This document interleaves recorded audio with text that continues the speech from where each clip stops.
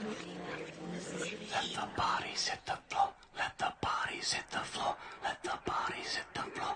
Let the bodies hit the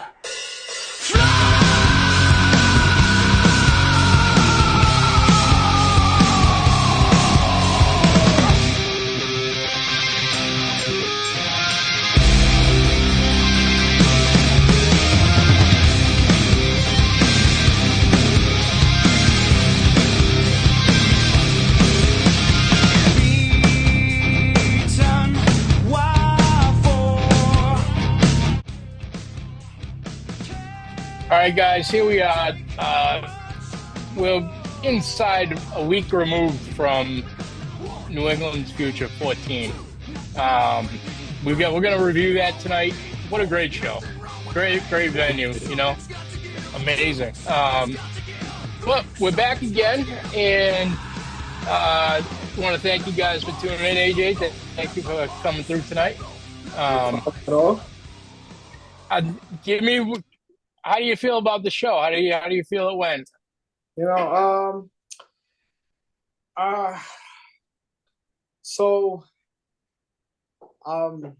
like my biggest critic. So I don't get me wrong, I loved it. I loved the trainers and the fighters and everybody and the fans that helped support and everybody that made the show what it was. But you know how it is when the show starts, I have this many fights and I got this guy fighting this guy, and then somewhere along the line, injury, sickness, pussying out, whatever the case may be, guys start fucking falling short and short and short and short. And, I ended up with 6 fights, but luckily the 6 fights that I had lived up to, what Rivera Promotions is all about, because I feel like, I had no first, second, or third round knockouts. Every fight lasted 4 rounds or more. So that already tells you, these were some good fights, whether they ended in stoppage or whether they went the distance. So I couldn't be prouder than that, for what I had. I think, I got a lot of positive feedback on that show. I had a lot of people tell me, though it was only 6 fights, that they thought that it was one of the top matched shows that they've seen in a while. So that's always a plus. I'm with all of that. Every fight was good that night. It's rare to see a bad one, I think that show was the epitome of, I know what the fuck I'm doing. Because a lot of people look at records on paper, and I try to tell these people, like, first of all, styles make fights. That's one. Styles make fights. Just because you beat me doesn't mean that I can't beat somebody that beat you. You know what I'm saying?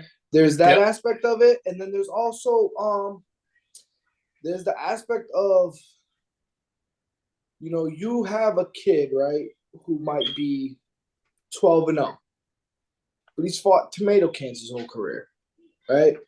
And then you have a kid who might be 5-12, but he's been fed to the wolves his whole career. There's very much a huge chance, unless that 12-0 kid is the real deal, and you just been kind of building him up, there's a very good chance that 5-12 guy beats him, because he's been thrown to the wolves. He's been with the real deal. You know what I'm saying? So I feel like I had that aspect going in there, Yep, I agree. As a fan, of course, we love to see knockouts. I want to see someone get dropped. There's usually one of those, but we didn't have one. We didn't have one last weekend, but we did, but they came later. They weren't like the first round, like knocked you out, you went to sleep. Like Omar Bordeaux. Shout out to Omar. Yes. Shout out to AJ too. I love AJ Galante. But we didn't have one of those knockouts, but we had the systematic break you down knockdowns. Like Laurent. Laurent started off boxing. Boxing wasn't really working for him. The guy's style was a little bit too awkward for the boxing. So then Laurent said, all right, I'm going to go dog on him. And he switched to dog mode. And he dropped him with a body shot, and the dude couldn't get up because those body shots are just ruthless. I've never seen his fight finish. I don't know.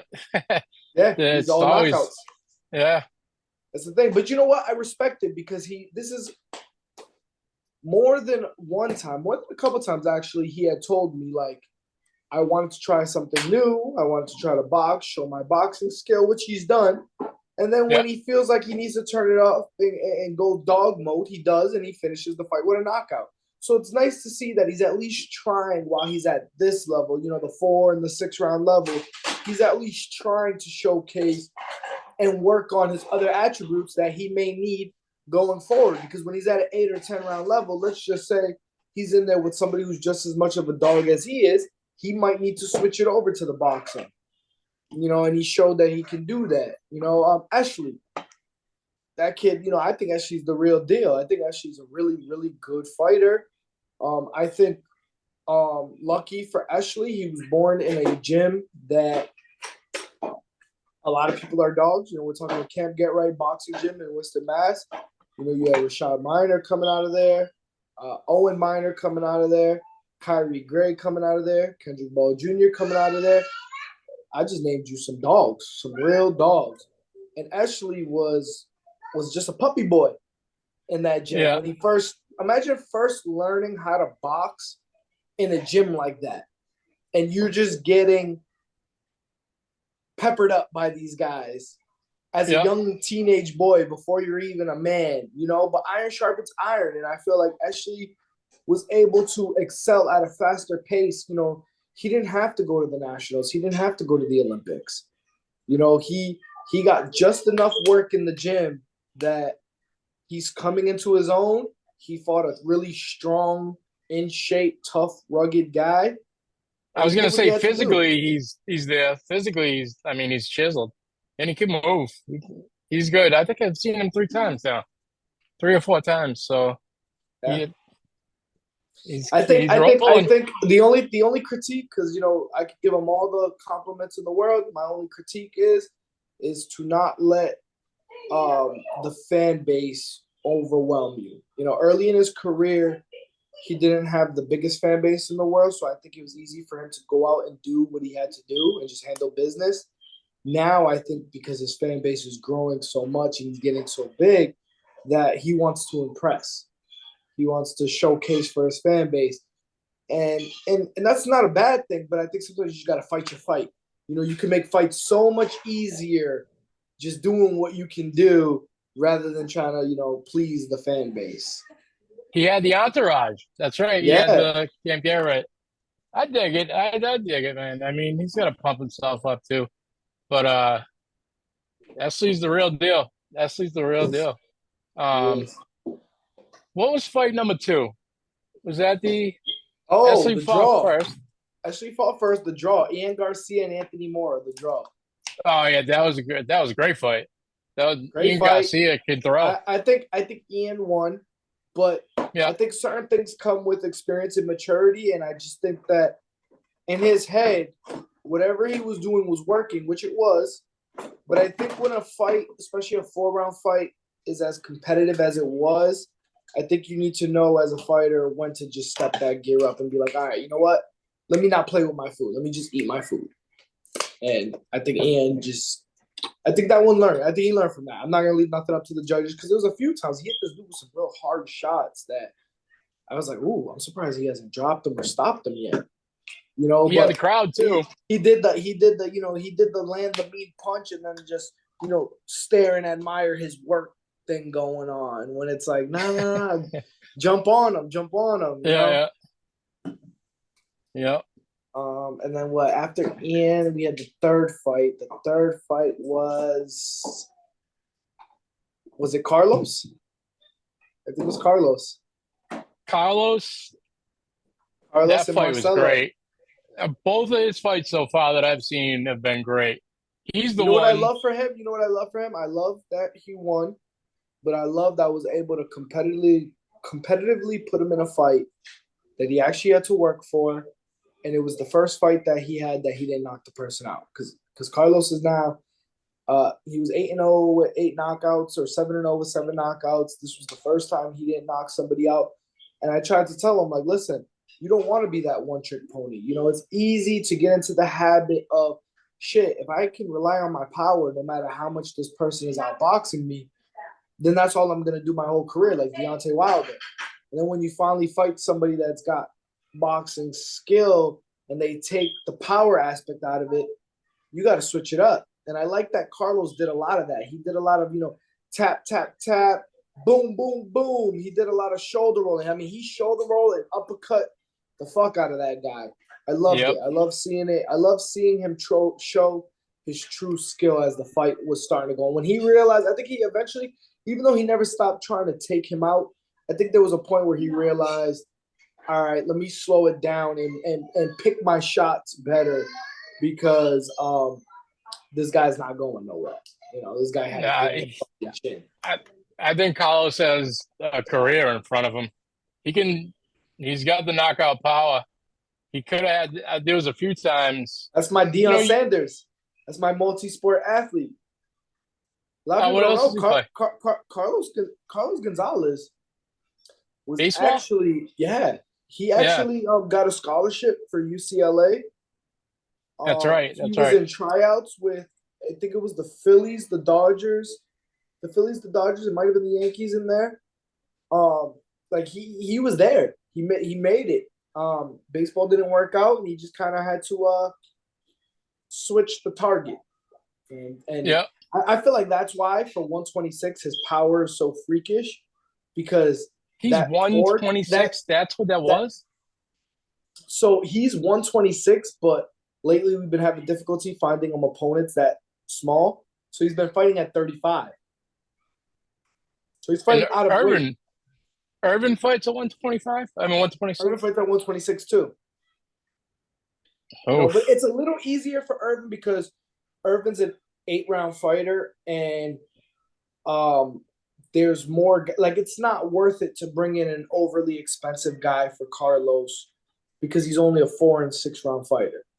Yeah, it's a little bit more worth it for Irvin because Irvin's an 8- and 10-round fighter. So those guys who are asking for more money, it's worth it because those are the rounds he's fighting. But I can't give you 8, 10-round money for a 4, 6-round fighter. So it's a little bit harder for Carlos, But I don't know. I think maybe that baseball motion of throwing a baseball or whatever. When he throws that straight right hand, man, that kid is just fucking. That kid's ruthless. He's dangerous. He's definitely dangerous. Ruthless. He's got a good corner too. Hector Bermudez is a great trainer. Great trainer. Iron sharpens iron. That's another kid that has no amateur experience, never fought an amateur fight. Just switched over from baseball to boxing, turned pro. But his trainer is Hector Bermudez, who trains nothing but dogs. So in the gym, he's sparring like, the as far as I know, Hector Bermudez is trained, Jonathan DePina, Abraham Nova. He's been training with Mark DeLuca. Mark DeLuca obviously too big, but I've been to that gym.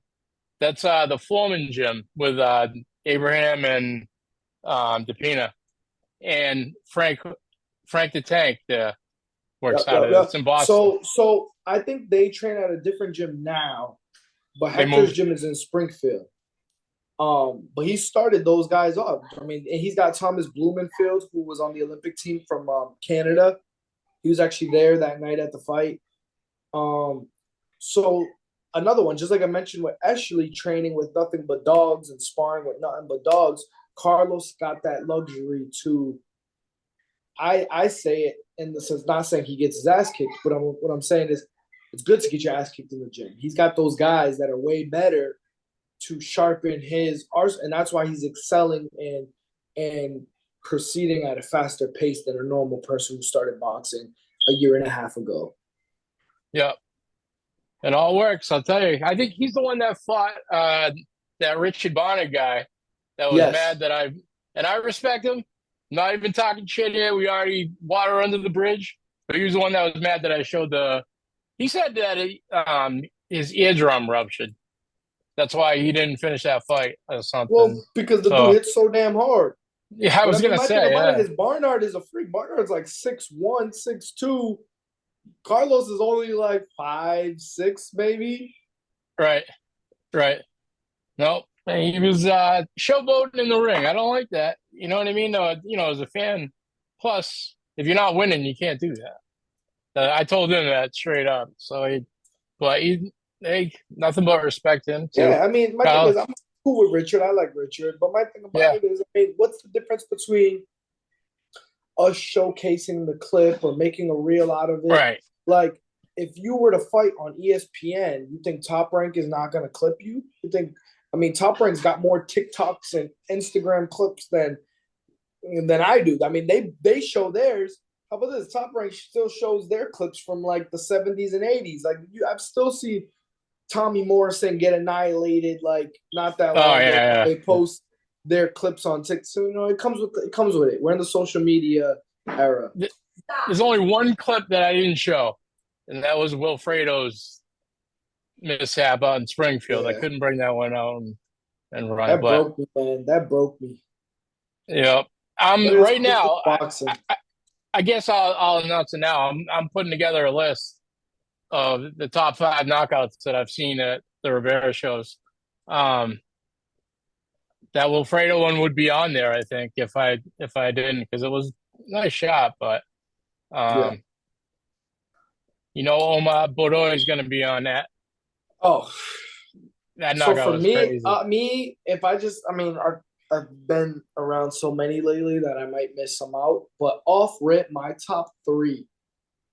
If I go top three right now, number one is Richard Rivera, Kevin Cobbs. So Richard Rivera was only like 4-0 or 5-0 at the time period, and I had put him in with Kevin Cobbs, who was a vet, who had been on TV, who had been like he had like a 10-3 record. His last loss was to David Benavidez, who just fought Demetrius Andrade. So Kevin had already been at that level. So it was a very risky, tough fight for a kid only 4-5-0 to take. And I mean, when I say annihilated, I mean this dude threw like a Dragon Ball Z uppercut. It was like the greatest thing I've ever seen on my show. I couldn't believe, and it was for a belt, and it was just wow. I would put that number one. Number two, I gotta go Omar. Omar's long layoff against the guy that he fought. I mean, that guy gave Josniel Castro hell. That guy has given a lot of people hell. He's like the Argentinian fighter Marcos Medana. He's like that. He comes from Argentina too, but he's like a lower level, version of Marcos Medana, where he'll give guys hell. He brawls. He's strong. He comes to fight. And I mean, it was beautiful. Omar threw like a lead right, did Amazing. a step back, did another lead right, and then the left hook, and I was just like, and then out cold, and it was like, whoa. I gotta throw that one there for number two. And then for number three, I mean, I know I'm missing guys, and I'm not leaving anybody out. I'm just jogging the memory because I've already been there. We're already 14 shows in. Actually, more than that. That was New England's Future 14, but we did 2 shows that were not called New England's Future because my dad fought on them. One was called Homecoming, and one was called Quest for 50. So we're 16 shows in. I would probably put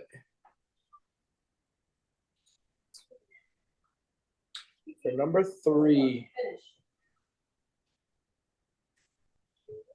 I probably put Bobby's left hook against Medeiros. I think his last name was Medeiros, Michael Medeiros or something like that. Bobby's left hook. Bobby was actually going backwards. He was like stepping back and caught him and out cold. I got to throw Anthony Ortiz in there. Oh, for that one in Springfield. That oh, was yes. I can't believe. See, I'm glad you said something. That was vicious. That was nasty. That was a 1-2 too. That wasn't even a hook. He came boom straight on the back. Yes. Yeah, I could probably put him at 3 or 4 because Bobby's is still up there. I could put those interchangeable at 3 and 4. Yeah, definitely. I can't get that kid a fight now. How about this? I got a call for a 5-1 kid. They wanted to fight him. I was like, yeah, sure, cool. I'll throw him in there. because Ortiz is signed with us now. Hey, shoot, cool. What's the pay? What's the rounds? We'll take it. Boom. A week goes by, no contract signed. I'm like, hey, what's the deal? Oh yeah, they saw that video. They want no parts of it. Oh my God, dude. And he And that beat the shit out of that other motherfucker's guy. only 118 pounds. He beat the shit out of that other guy in Springfield Andre. too. Yeah. Christian. Yeah, Christian Andre. Christian. Yeah. So he's got it. I mean, to be that small and have that power and accuracy, that you couldn't have punched that dude any better. What I love is that it reminds me of Tito Trinidad, where every punch is meant to have vicious intentions. Yeah, he does not care to box with you. It's just he's mad for whatever he went through in his childhood, whatever he went through in Puerto Rico. Like, he's taking it out on who he's fighting, because every punch he's throwing has vicious, mean intentions on it. Amazing. He has another fight already, right?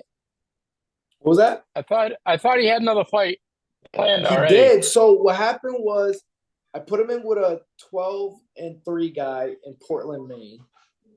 And that fight fell out because that guy's eardrum ruptured in sparring. And then I tried to put him with a 5-1 guy at Mohegan Sun. That didn't work out either. I mean, we've been trying to keep him busy, but the guy's feared. He's feared right now. And we know why. Yeah, I've seen it. So you mentioned Popeye. What happened? What's the deal? He had a contract signed and literally done. Hey, it's all you'll see when it comes to that top. To be honest, Popeye right now, he's like my dad, and he's like Demetrius Andre, where those guys were all risk, no reward. My dad, when he was a world champion, couldn't get those big, huge household names because they're like, why could I lose to this Jose Rivera guy for $3-4 million when I can lose to a Mosley or a Vargas or a De La Hoya for $5-10 million? You know what I'm saying? Yeah, I get it. I get the money part. Boo Boo won a world championship at 54 and 60. He should have been got this. Like, now, he's older. I'm not going to say he's over the hill or washed up, but he's definitely not the same guy he was a few years ago when guys were avoiding him. You know what I'm saying? And it's the same thing. Why would I lose to this Demetrius Andre guy? Because he can beat you. They have the skills to do it, when I can lose to a Canelo or a Benavidez or a Charlo for way more money than if I lose to Demetrius Andre. And I feel like Popeye is the same thing.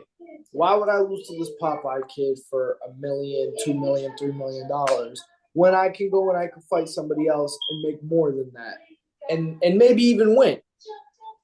Right. You know what I'm saying? So, who knows? Who knows? Maybe potentially, possibly Popeye will be back on our first show of 2024. Let's get him some work. Let's do it. I'm not gonna confirm or deny anything, but the possibility is there. I love it. Demetrius Andre. I've never seen him fight. I didn't even look like YouTube before. I was whatever. Fun fact. When my dad was fighting at a world championship level, there was two local guys. One, Edwin Rodriguez from Worcester, Massachusetts. Two, Demetrius Andre from Providence, Rhode Island. They were both teenagers still, getting ready for the Olympics. Edwin took himself out the Olympics because he had twin kids that were they were born at 3.5 months old. So I remember that. He removed himself. He never got beat out the Olympics. He would have made it. Demetrius Andre made it that year. But those guys were sparring with my dad when my dad was at a world championship level, because my dad, his last few opponents of his career were lefties. And Demetrius Andre obviously a lefty. And my dad said it at 16, 17 years old. He had told the camp. I believe he even told his father. He was like, hey, guaranteed world champion, right? This kid's got it. There's something about this kid. This kid's got it. He's going to be a world. If he keeps up how he is, this kid's a world champion. And there you go, 2-division world champion. because he won at 54 and 60. Unfortunately, the politics of boxing, the guys, he's a southpaw. He's slick. He's fast. Um, it's not super exciting for the fans because they all want to see the brawls, the knockouts, like what Benavidez and Canelo and those guys do. But in terms of straight nastiness, I mean, Canelo avoided him like the Black Plague. Yeah. Let's be real here. At 54, when Canelo was a champion and Boo Boo won his championship, he's like, "Hey, I'm here. Let's go, let's go." And I tell you what, at that time period, so Canelo has progressed and he's gotten better with a lot of his fights, especially after he fought Floyd. But I still think to this day he lost to Erislandy Lara, and Erislandy Lara was a small 154. I think Boo Boo at 154 actually would have just outboxed the shoes of Canelo. Like I think he would have embarrassed Canelo because he's also bigger. He's taller, he's longer, he's bigger, he's stronger than Lara is. I think at 54 he would have gave Canelo a boxing lesson. But that's neither here nor there. Canelo moves up in weight to 160. Boo Boo hangs around at 154 for a little bit. He goes on the shelf a little bit because of promotional issues. But then he goes to 160. And then he signs with DAZN because Canelo's with DAZN. So he's like, hey, and he wins a world championship at 160. He's like, not only am I champion, but I'm signed to the same motherfuckers you're signed to just to make this fight happen. Canelo still avoids him. Yeah. Now the only guys left are Danny Jacobs, who didn't want any part of him. There was the Charlos, who both didn't want any part of him. So, I mean, the guy was just forced to fight his mandatories and guys who were ranked number 1 and number 2 and number 3. Like, and then Billy Joe Saunders was going to be his big break, but then Billy Joe Saunders test positive. And then Boo Boo was like, fuck it, commission, don't suspend him. I still want to fight him. Even though he popped positive, let's fight. I still want to fight him. I'll sign whatever you got to sign. Let's make this fight happen. This fight was in Boston. Massachusetts commissions chose to still suspend him. Fucked Boo Boo out of a big fight. That probably could have been. He could have got one of these big payday fights or big just TV fights earlier had he beat Saunders. Because Canelo went on to fight Saunders. But the politics about it, I still would love to see him against Jamal or Jamal. Either one of them. Yeah. I think his style, I've never seen it. I think he beats both Charlo brothers. Really? I think he's still fast. He's still a very good boxer. He's very skilled. I think that none of those guys are as big or as strong as Benavidez. I mean, Benavidez is a weight bully. I'm not knocking him because if you can do it and it works for you, then do it. A lot of guys wish that they could do it. But he also has God-given, like, freakish strength. I've never seen it. Dude, at one point, I'm not going to lie, I was like, he shouldn't have taken this fight. There was no way he was going to beat him. He was taking damage, blocking the punches. He was like, but you know what? You have to respect the will to want to be great because he was avoided and Benavidez was avoided. So fuck it. You're being avoided. I'm being avoided. Shit, let's make this fight happen. Yeah. Nobody wants to fight you. Nobody wants to fight me. Then fuck it. Let's make this fight happen. And I think he knew he was losing. He stayed right in it. A lot of these guys, it seems I think he started well. I think his game plan originally was to outbox him, but Benavidez is so tall and long that it's not easy to outbox him. So then I think he went with what's smart is when a guy is hurting you and a guy is tall and long, you're supposed to try to bully him and stay inside and stay in his chest. So that way, it's hard to get power from here when a guy's in your chest. The power comes from, the end of the punches. So I think he tried to smother him to take away that power so he didn't have as much force on them. But, Benavidez got good footwork too. He was pivoting, he was turning. I got all the most love and respect for Boo Boo, man. I love that dude.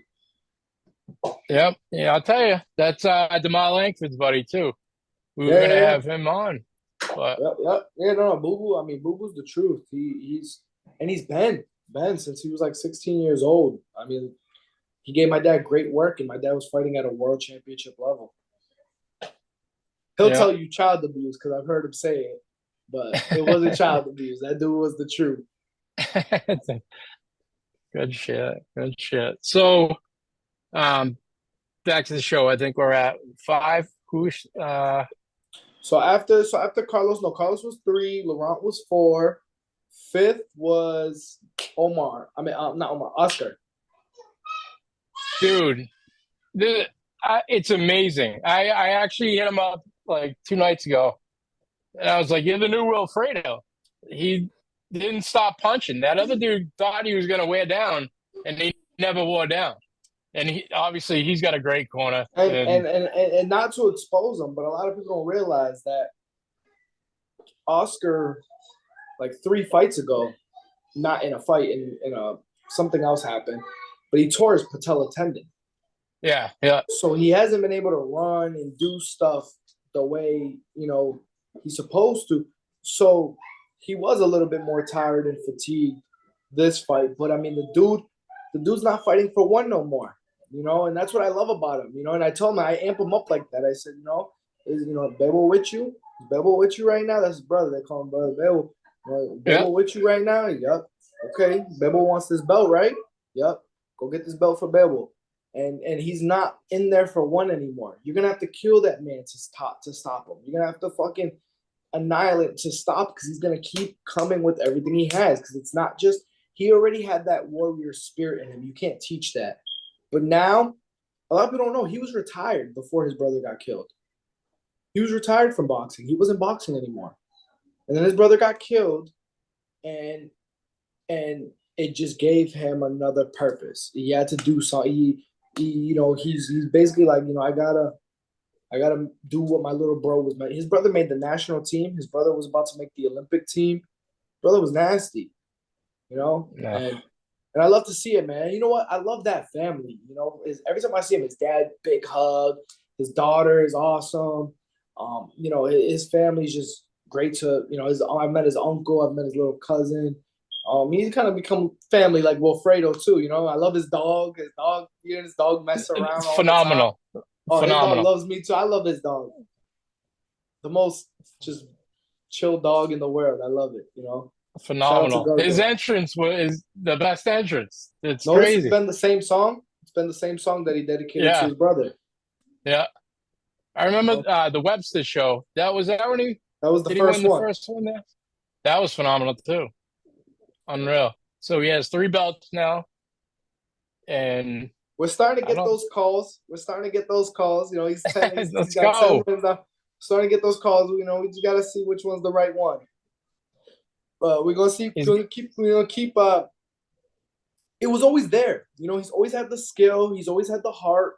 He's always had the discipline. I just don't think early in his career he was lucky enough to have a team behind him. He had a great coach. That's his team. But in terms of promotion, thrown to the wolves early, a lot of very tough fights early on in his career, unnecessary fights, rather than the build up. So he's battle tested. He's already I already know what he can do because he's battle tested. He's already fought like the Nick Delumbas, and then he fought a dude who was on like the Mexican Olympic team. He's already fought those kind of guys. So dude. I know what he can do. He When he walked over to the dude after he knocked him down, that was a good knock too. Yes. Um, Standing He right went up, he over went him. up to him and he told That him, get up. He told him, get up. dude, Get up. you wouldn't think that who if you when you talk to Oscar, you wouldn't think like that is him. No, but he But keeps receipts. And that's what I like about it, because his opponents, they talk on social media. His yep, opponent was all like, these belts are coming home with me. I'm going to take the belt. I'm going to be the new champ. His opponent was very vocal on social media. And as you notice, Oscar was not. But he keeps he never receipts. is. He sees it. He keeps it in his mind. And he says, okay. And, and he handles it accordingly. Yeah, he did. He certainly did. That was phenomenal. I could listen to Coach Rosa all day long in that corner. Oh, yeah. He's like that. He transfers the heart into these dudes. Like that dude is all. That's another one. But that's another one. Iron sharpens iron. His fighters, not only do they all get to beat the shit out of each other because they're all phenomenal fighters, but he doesn't baby them at all. There's a reason why he's got Anuel Rosa, who was a dog in the amateurs and a dog in the pros. He's got We need him back. He's got Bonilla. He's got Elvis Figueroa. He's got William Foster, who's now at the TV level. He's got Charles Foster, who's at the TV level. There's a reason for that. He's a great coach, phenomenal coach. Unreal, unreal. And it's not like what he does for them, like physically. I'm telling you, it's words. The way that Oh, dude is with his fighters is he's amazing. he's genuine. He's real. He's a man of faith, and it's contagious because whether he's the fighter, whether it's his fighters that not only is he coaching, but he's kind of father figuring them as well. Right, right. It's contagious because I've never had a bad interaction with Coach Rosa. Ever since I've met him and worked with him, it's been all love. It's been all hugs every time we see each other. He's a great man. How was he as a boxer? He had to be good. Tough, rugged dude. But you know what? Yeah.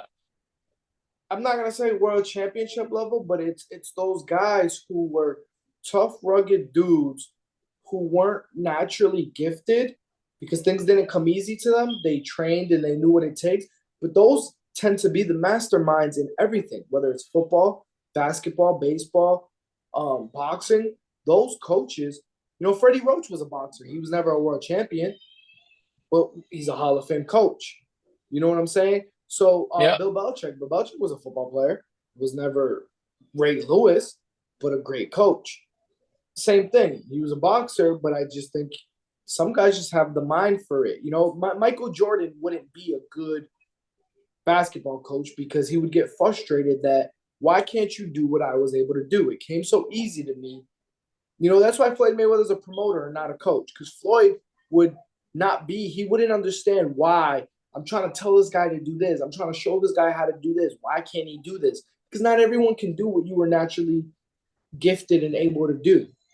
Right, right.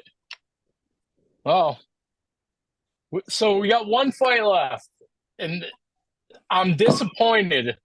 I'm only disappointed because it's of how irrational. short it was, but I'm not disappointed because for a guy who had a long layoff the way he did, fighting a veteran who's been as active as he's been, that dude had more knockouts than Irvin had fights. People don't understand. If in your slow-mo clip is actually where I saw it. That dude landed a hook on Irvin and went for a body shot. But Irvin had his arm tucked and landed his body shot first. They actually went body for body. So that's not ring rust. That was a dude who worked his ass off in the gym, got it done, and his timing was on point. His counter punching was on point. His speed was on point. And you saw right there why Irvin is one of the most feared 126 pounders. You saw right there. Amazing, dude. Because that body shot was the most perfectly well-placed body shot and well-timed. And that dude was in agony. In agony. It was like you saw the rush after the punch. You knew the dude spit out his mouthpiece. He tried to get up. He ended up turning over on his stomach. It was just all bad. It was all bad. It took him a while to get out the ring and actually be able to breathe and recover. He was hurting. And 24 seconds. That's all we got. 24 seconds. I was pumped. I was like, let's go. You can just tell the kid's a fighter. You can just, his demeanor. Did you see? He came out, jab, sharp, jab, semi-upper. Ooh, move back, catch. Try to hook with him. Oh, boom. When he hit him with the hook, after the dude hit him with the hook, he went to go hit Irvin in the body, and then Irvin dipped to the body before he did. Boom, done. I'll tell you, the leg looked good. That was my question before. He didn't look slow at all, nothing. Amazing. So when does he fight again? That is up to Irvin. Irvin always has a home with Rivera Promotions Entertainment. He also has a promoter, so he has to see what his promoter has in store for him. But I'll drop the news to you first because we haven't announced it yet. But we have February 24th locked in. Yes. First show of Let's 2004. Who knows? If his promoter's okay with it and if Irvin wants to fight on it, that'll be His time. I think he owes it to me because 24 seconds wasn't enough. I want to see him beat the shit out of someone. I think I that the fight on YouTube, he's just so fast. Like that's I mean, and with That's that another. power, That's another Carlos and Rocky prodigy. He used to train with Rocky. So if you notice, him and Jamaine had very similar styles with the combination punching, the speed, the switching righty and lefty. You know, amazing, amazing. We got to check him out again. You know what I wanted to ask you about? That I saw over the weekend that is nasty. That I don't know if his name is Michael or Michelle. I'm being serious because they spelled it Michelle Mich. Michelle. Michelle Rivera, That dude, Michel. that dude is nasty, and So I that dude, not only is he nasty, and if you look at some of his career in the uppercut, he's nasty, right? His team robbed them of money.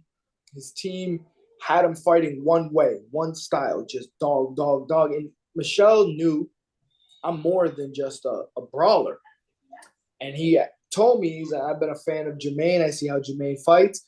So after his first loss to Errol Spence's fighter, Frank Martin, he came out here for like 2-3 weeks to train with Jamaine and Rocky. And he loved it so much that he lives out here now. wow. So he was at the Palladium Yes. at your show. Yes. I think that was 12 or 13. But Yep. he looks like Jermaine. Like his frame, his body, everything the kids steal. Yeah, because they're And both humongous 135 pounders that should be fighting at 140. amazing. Does Jermaine have anything locked down? I've heard nothing. Man, avoided like the Black Plague. He's going through the same thing that my dad and Edwin and Demetrius He's trying to Andre fight is going Shakur, through. right? And yeah, he wants to. I mean, he wants Devin Haney. He wants Shakur. He wants Tiafimo. He wants all those guys. He's made it known. I want all of you. Let's But go. they Give won't my give it man to him. some love. Love it. So February 24th. I love it, man. That's Saturday. awesome. Good. Beautiful. I was out at the South High Girls. That's going to be right around their playoff time too. The South High Girls are going to win the state championship this year, guaranteed. You Oh, heard it that's right. here. It's. There's no way they don't. There's no way they don't. But kudos to Coach McClain again. We got to get them down at one of these shows. That'd be awesome. Get the That'd be girls. awesome. How about a girl fight? I've had a couple girl fights before. I've had That Katie Taylor fight. yes. I mean, Hold on, Mike. Hold on 1 second.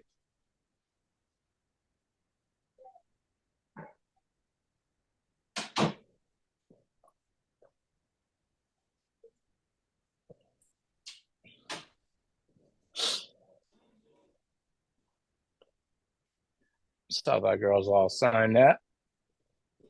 I'll tell you.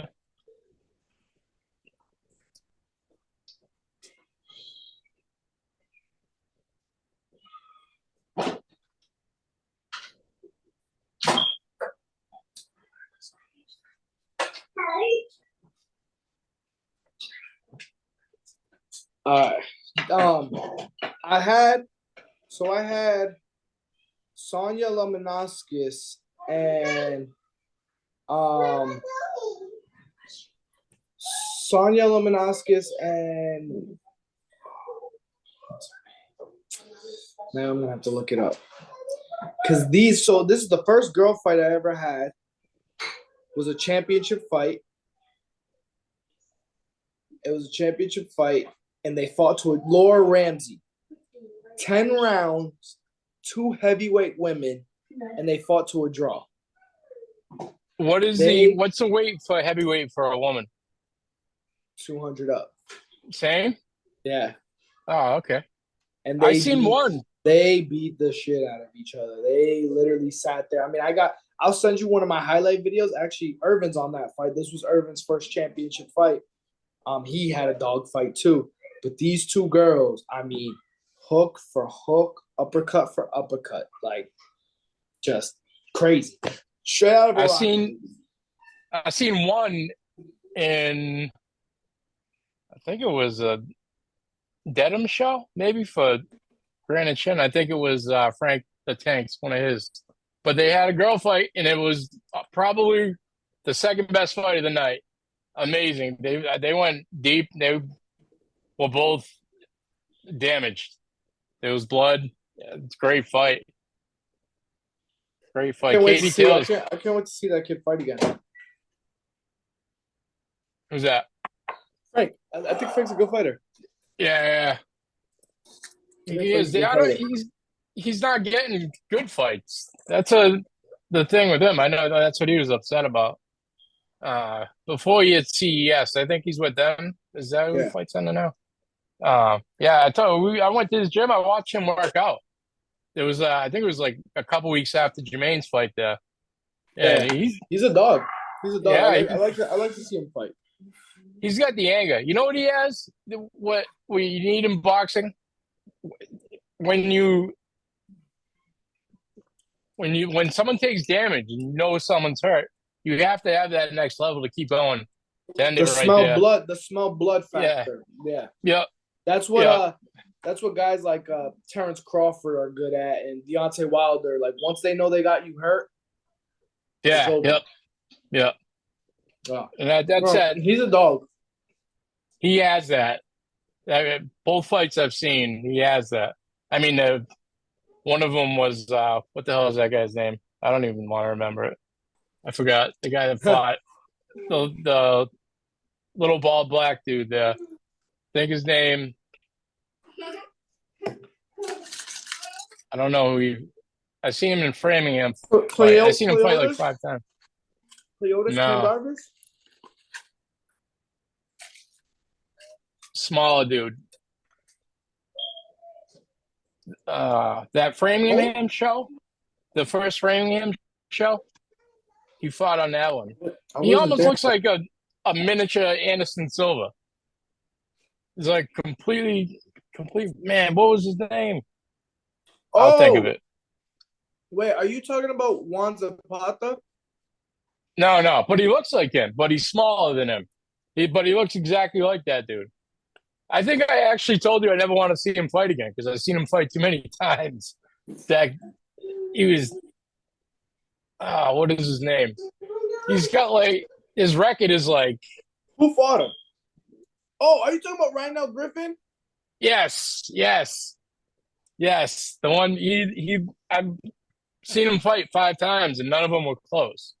Like, yeah, well, he's also like 8-60. Yeah, that's what I was trying to think of. The record was awful.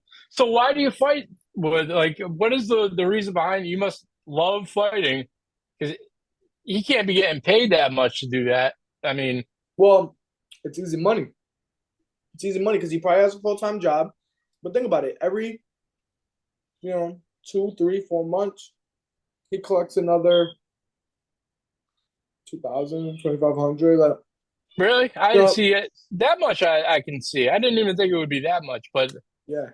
Well, he's a 6-round fighter, so he might even get 3. And you got to remember, a lot of people use him because he's still a vet. So yeah, your fighter who's a star is probably going to beat the shit out of him. But your fighter, if you match him in with like a pro debut, a 1-0, 2-0, 3-0, they could still learn from him. Those are the kind of guys that they have to beat to go to the next level. Larry Smith, slow-mo. Larry Smith. He's one of those guys. But they don't quit. I mean, that's the thing. These guys fight and don't quit. And you got some guys that are going to take a questionable blow and drop just to get out of the fight. That's easy money, Yeah. So you got to kind of respect the guys that he goes the distance. Larry could still sneak one in. He's like that guy, Antonio Chavez Fernandez. They sneak one in every now and then. I seen him win. I seen Slow-Mo win in Framingham. I forgot who he took out. Slow-Mo, I mean, obviously he was younger at the time, but Slow-Mo, when my dad was retired for 10 years, but when my dad came out of retirement, that was my dad's first opponent. Oh, really? Yeah, he went like 6 or 7 with him. You know, but my dad's Tell you.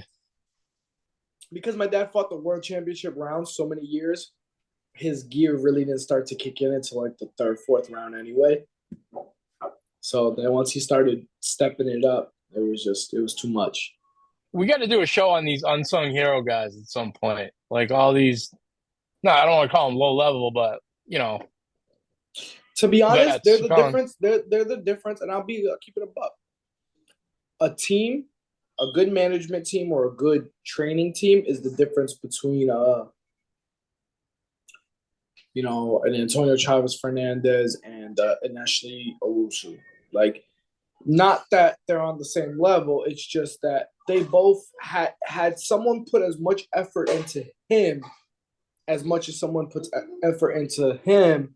He could Right. probably have been just as good. You know, those like Philly guys, those Philly bums, right? They all fight dogs. Like Vinci Dixon, if you look at his record, he might be like 10-30, but his 10 wins are like against like undefeated winning record guys. He's always in as the B side. Tell you, I know. I give him credit. Same thing with Chavez. Chavez got 9 wins, but his 9 wins are against guys that have fought at big levels. You know, he's beaten Greg Vendetti. He fought Greg Vendetti twice. I think they got a draw, and he beat him one time. Greg Vendetti has fought for a WBA World Championship. You know, Kyrie fought Antonio Chavez Fernandez too. Kyrie beat him, but like it just goes to show you the levels. The guys just fought nothing but dog after dog after dog. Hey, the game's easier for some of these guys, Yeah. but Oh yeah, I mean, is. if I give you an example, if let's just say someone was willing to invest in Jamaine the way that somebody was investing in like Edgar Belanga, like Jamaine would already be a millionaire world champion. You know what I'm saying? Some of these guys are blessed, like Devin Haney.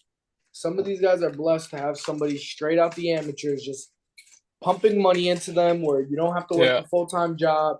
You could just train and fight, spar, go to this training camp, go to that training camp, spar with this world champion and that world champion, and let's build you up. And some guys are fortunate enough to have that luxury.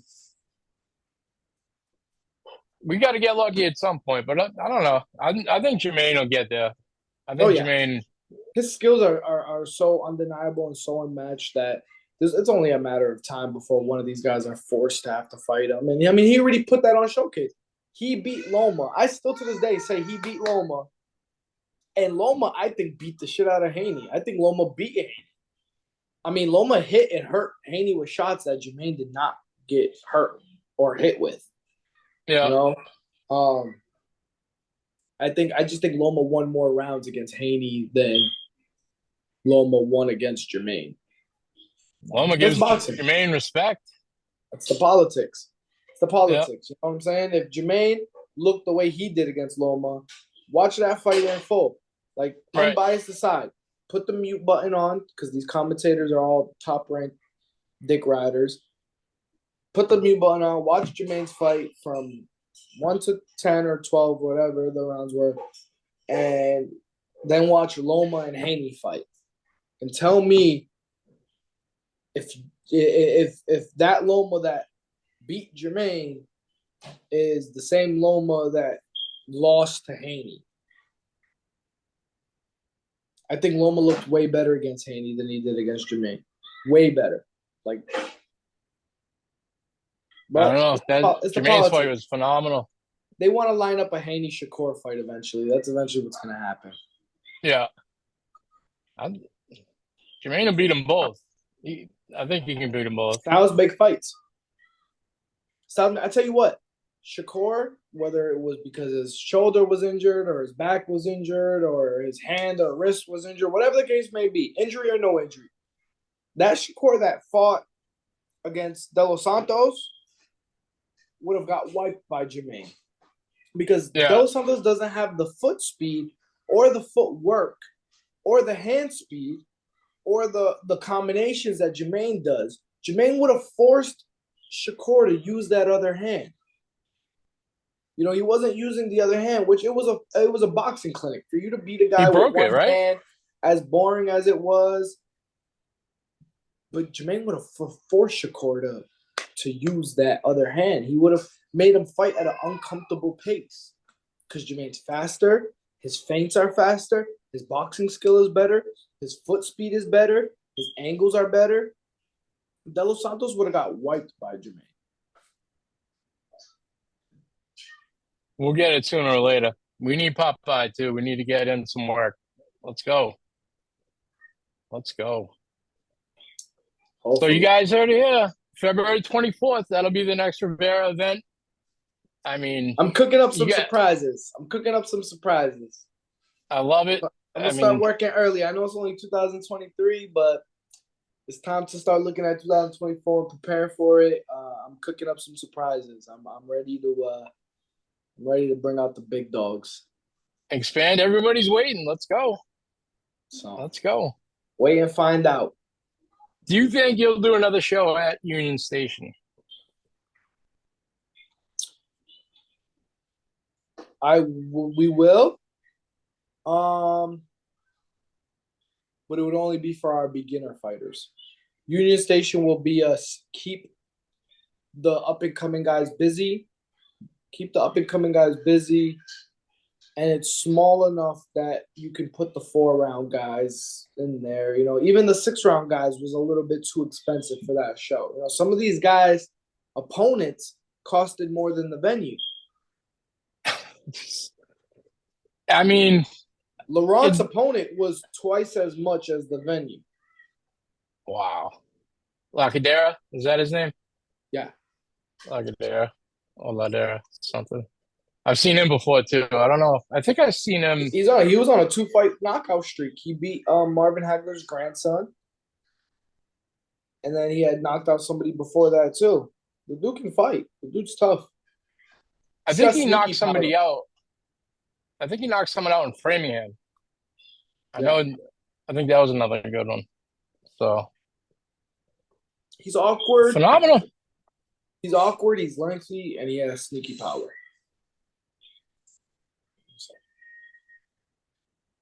I love it. So, and I think the accessibility at Union Station is incredible. With that garage, you're right there. Like it's anxiety for people, you know. But that was easy access, easy in out. Oh, great venue! Beautiful. It had the elegant look, well lit. Yeah. The restaurant and the bar being there all night, open. Like, right. You can't beat it, but it's just so.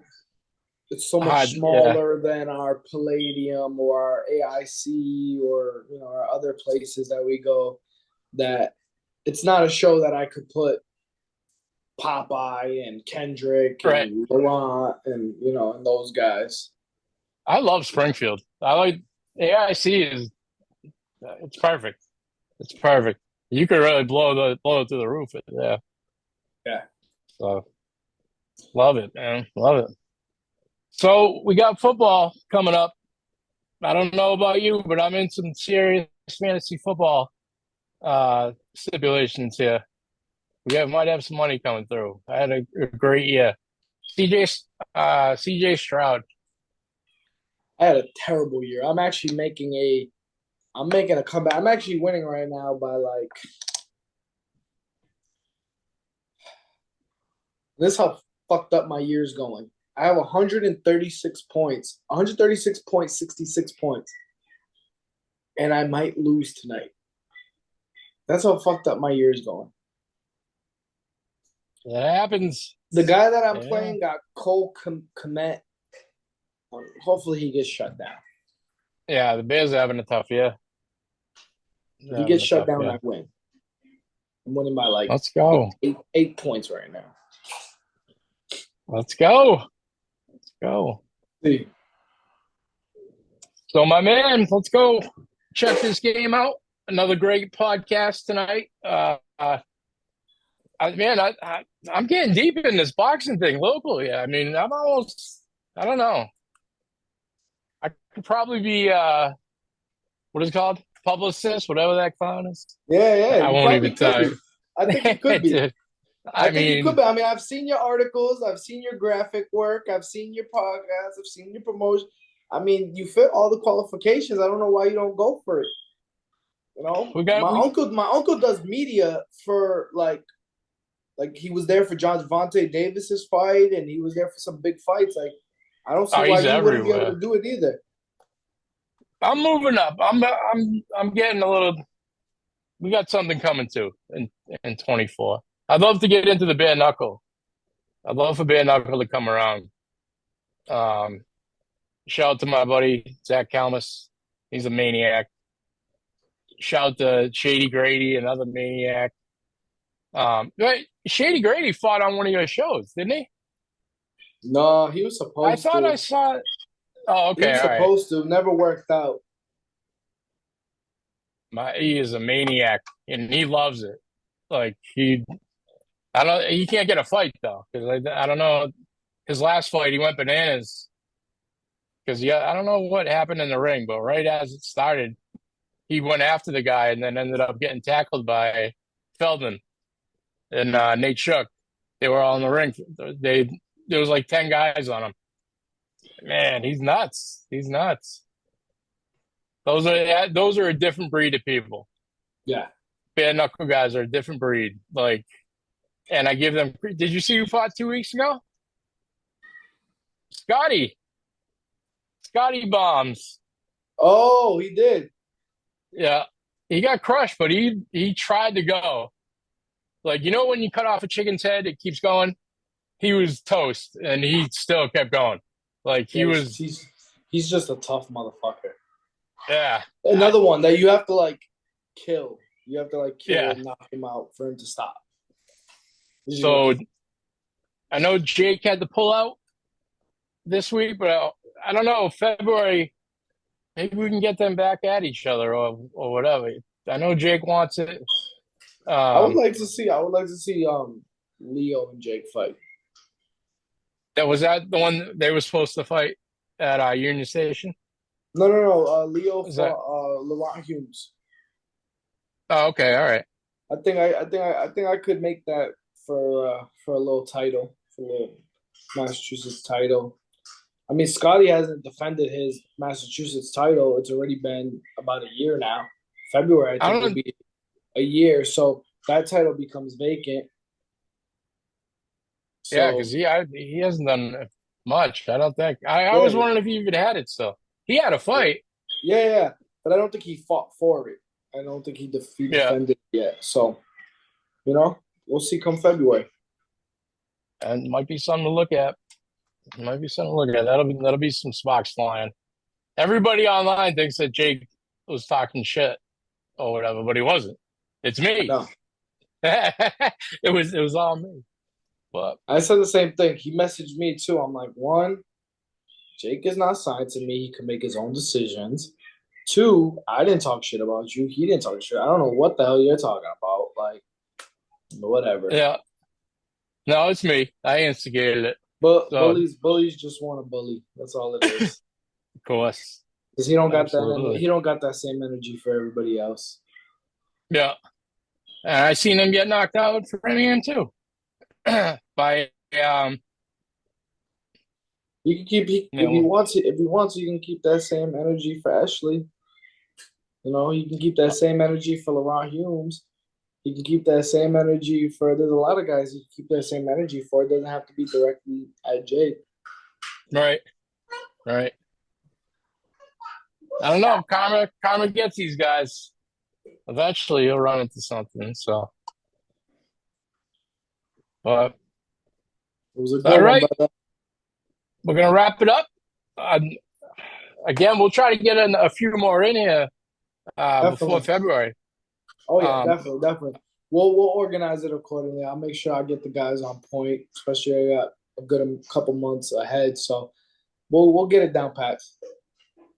I love it, man. I love it. Love knowing these guys' stories. Some of them are good. You know what I mean? They're more than just fighters. So, but guys, thank you for tuning in. We're out. We'll be back soon, and that's the deal. The iPad worked tonight. I love it. Love it. AJ, take it easy, brother. Pleasure as always. thank you for tuning in to the Notorious 508 Boxing Podcast. Catch us next week, 7:30 on Wednesday. Woo!